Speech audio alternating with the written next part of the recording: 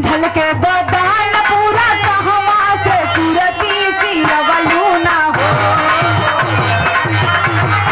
ये मास्टर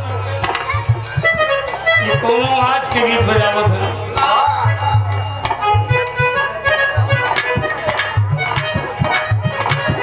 कोनो लड़का कोनो लड़की से काले लिया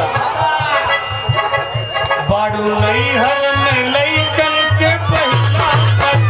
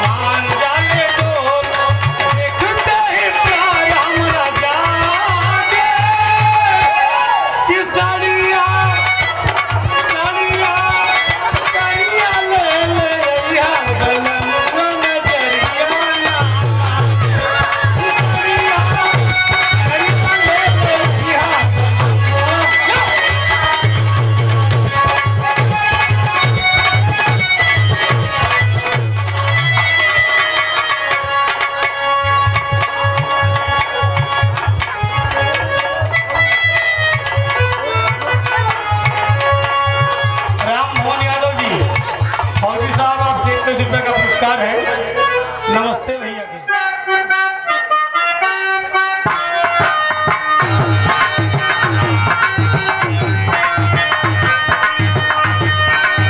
देखा कोनो लड़की के सुंदरता को वर्णन कइले बा।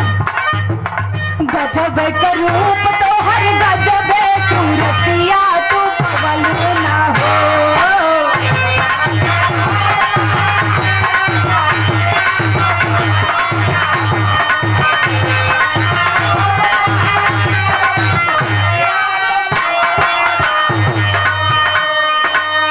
गजबे का रूप तो हर गजबे सूरतिया तू पवलू ना हो। गोरी सबके दीवाना बनवलू ना हो।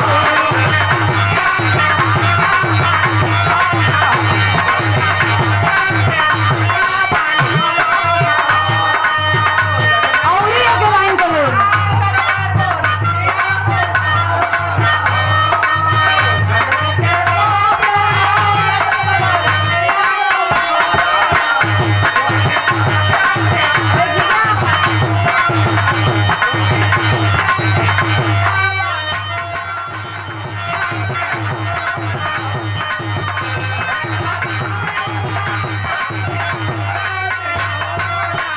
गोरी सबके दीवाना बनवलू ना हो।